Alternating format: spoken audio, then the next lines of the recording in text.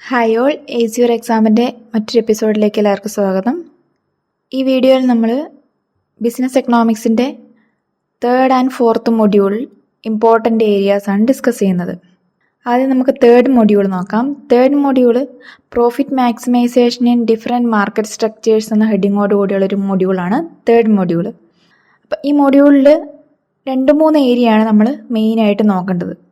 അതിൽ ഫസ്റ്റ് വണ്ണാണ് different market structures, അതായത് perfect competition, monopoly, imperfect competition. Imperfect കോമ്പറ്റീഷനിൽ അണ്ടറിൽ വരുന്ന മോണോപോളിസ്റ്റിക്, ഡിയോപോളി, ഒളിഗോപോളി, ഈ സിറ്റുവേഷൻസ് എന്തൊക്കെയാണെന്നും അതിൻ്റെ ഫീച്ചേഴ്സും കൃത്യമായിട്ട് മനസ്സിലാക്കി വെക്കുക. Perfect competition, monopoly, monopolistic, oligopoly, duopoly, ഇത്ര മാർക്കറ്റ് കണ്ടീഷൻസിൻ്റെ ഡെഫിനിഷനും അതുപോലെ തന്നെ അതിൻ്റെ ഫീച്ചേഴ്സും ഓർത്ത് വെക്കേണ്ടതാണ്. പിന്നെ നോക്കേണ്ടത് ഈ മാർക്കറ്റ് കണ്ടീഷൻസിൻ്റെ എല്ലാം short run and long run equilibrium situations. എപ്പോഴാണ് അവരുടെ മാക്സിമം പ്രോഫിറ്റ് അറ്റൈൻ ചെയ്യാൻ വേണ്ടി പറ്റുന്ന ഇക്വിലിബ്രിയം സിറ്റുവേഷൻസ് ഉണ്ട്. ഷോർട്ട് റണ്ണിൽ 3 സിറ്റുവേഷൻ ആയിട്ടായിരിക്കും ഉണ്ടാവുക, ലോങ് റണ്ണിൽ ഒരേ ഒരു സിറ്റുവേഷനേ ഉണ്ടാവുള്ളൂ എല്ലാ കേസിലും. അപ്പോൾ അതെങ്ങനെയാണെന്നുള്ളത് കൃത്യമായിട്ടും പഠിച്ചു വെക്കുക വിത്ത് ഗ്രാഫ്. ഇനി ഗ്രാഫ് ഉണ്ട്, ഗ്രാഫിക്കൽ റെപ്രസെൻറ്റേഷൻ എങ്ങനെയാണെന്ന് പഠിച്ചു വെക്കാം. അതുപോലെ തന്നെ ഇതിൻ്റെ കൂടെ തന്നെ പഠിക്കേണ്ടതാണ് differences between various market structures. ഇപ്പം പെർഫെക്റ്റ് കോമ്പറ്റീഷനും മോണോപോളിയും തമ്മിലുള്ള ഡിഫറൻസസ്, മോണോപോളിയും മോണോപോളിസ്റ്റിക് കോമ്പറ്റീഷനും തമ്മിലുള്ള ഡിഫറൻസസ്. അപ്പോൾ നമ്മൾ അതിൻ്റെ ഫീച്ചേഴ്സ് പഠിക്കുമ്പോൾ തന്നെ ഓട്ടോമാറ്റിക്കായിട്ട് ഡിഫറൻസ് എഴുതാവുന്നതേ ഉള്ളൂ. ഇതാണ് ആ മൊഡ്യൂളിൻ്റെ ഒരു പാർട്ട് എന്ന് പറയുന്നത്. ഇനി രണ്ടാമത്തെ പാർട്ടിലോട്ട് വരുമ്പം ഇക്കണോമീസ് ഓഫ് സ്കെയിൽ ഇമ്പോർട്ടൻ്റ് ആയിട്ടുള്ള ഒരു ഏരിയയാണ്. ഇക്കണോമീസ് ഓഫ് സ്കെയിലും ഡിസ്ഇക്കണോമീസ് ഓഫ് സ്കെയിലും. എന്താണ് ഇക്കണോമീസ് ഓഫ് സ്കെയിൽ, എന്താണ് ഡിസ്ഇക്കണോമീസ് ഓഫ് സ്കെയിൽ, അതുപോലെ തന്നെ ഇന്റേണൽ ഇക്കണോമീസ് ഓഫ് സ്കെയിലും എക്സ്റ്റേണൽ ഇക്കണോമീസ് ഓഫ് സ്കെയിലും, ഇന്റേണൽ ഡിസ്ഇക്കണോമീസ് ഓഫ് സ്കെയിലും എക്സ്റ്റേണൽ ഡിസ്ഇക്കണോമീസ് ഓഫ് സ്കെയിലും എന്തൊക്കെയാണെന്ന് പോയിന്റ് ഔട്ട് ചെയ്ത് പഠിക്കുക.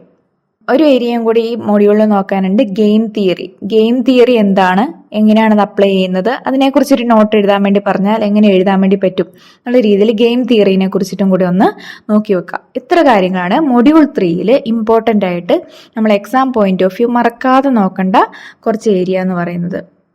നെക്സ്റ്റ് നമ്മൾ മൊഡ്യൂൾ 4ലേക്ക് നോക്കുകയാണെങ്കിൽ business in the factor market എന്ന മൊഡ്യൂൾ 4ൽ നമ്മൾ ആദ്യം തന്നെ ലേബർ ആൻഡ് ക്യാപിറ്റലിൻ്റെ പ്രൈസിങ് എങ്ങനെയാണ്, ഡിഫറെൻറ്റ് മാർക്കറ്റ് സിറ്റുവേഷൻസിൽ ലേബറിൻ്റെയും ക്യാപിറ്റലിൻ്റെയും പ്രൈസിങ് എങ്ങനെയാണെന്നൊക്കെ ചെറിയൊരു ഗ്രാഫ് യൂസ് ചെയ്തിട്ട് എക്സ്പ്ലെയിൻ ചെയ്യാനുള്ളതുണ്ട്.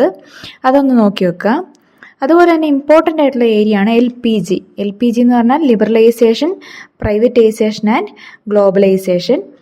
എന്താണ് ലിബറലൈസേഷൻ, എന്താണ് പ്രൈവറ്റൈസേഷൻ, എന്താണ് ഗ്ലോബലൈസേഷൻ, എന്നാണ് ഇത് ഇന്ത്യയിൽ വന്നത്, അങ്ങനെയുള്ള കാര്യങ്ങളൊക്കെ ഓർത്ത് വെക്കുക. അതുപോലെ തന്നെ Indian economy before and after LPG, liberalisation, privatisation, ഗ്ലോബലൈസേഷന് മുമ്പും ശേഷവും ഇന്ത്യൻ എക്കണോമിയിൽ വന്നിട്ടുണ്ട്. മുമ്പ് എങ്ങനെയായിരുന്നു Indian economy, after LPG Indian എക്കണോമിയിൽ വന്ന മാറ്റങ്ങൾ, ഇത് ഇമ്പോർട്ടൻ്റ് ആണ്, അത് എന്തായാലും നോക്കി വെക്കണം.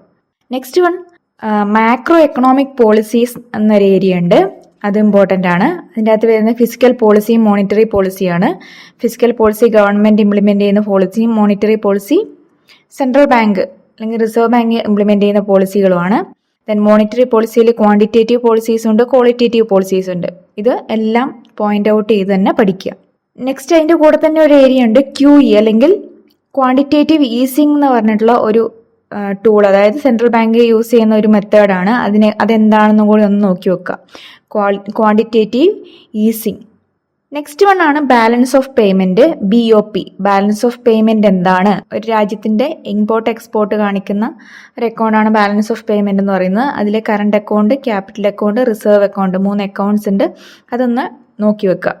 അതുപോലെ തന്നെ എക്സ്ചേഞ്ച് റേറ്റ്, GDP, ഇങ്ങനെയുള്ള കുറച്ച് ടേംസും കൂടി അതിൻ്റെ ഉള്ളിൽ വരുന്നുണ്ട്. ഈ ടേംസും കൂടി ഒന്ന് നോക്കി വെച്ചാൽ ഏകദേശം നമുക്ക് മൊഡ്യൂൾ 4ൽ ഇമ്പോർട്ടൻ്റ് ആയിട്ടുള്ള ഏരിയ കവർ ചെയ്യും. അപ്പം ഞാനീ പറഞ്ഞിരിക്കുന്നത് മുഴുവനായിട്ട് എക്സാമിന് ചോദിക്കുന്നോ ഇത് മാത്രമേ എക്സാമിന് ചോദിക്കുകയുള്ളൂ എന്നുമല്ല. നമുക്ക് തന്നിരിക്കുന്ന ചാപ്റ്ററിൽ ഇമ്പോർട്ടൻ്റ് ആയിട്ട് തോന്നുന്ന കുറച്ച് ഏരിയാസാണ് ഞാനിവിടെ പറഞ്ഞിട്ടുള്ളത്. സോ എല്ലാവരും നന്നായിട്ട് എക്സാമിന് പ്രിപ്പയർ ചെയ്ത് പോയിട്ട് എക്സാമിന് എഴുതുക. Okay, all the best and thank you.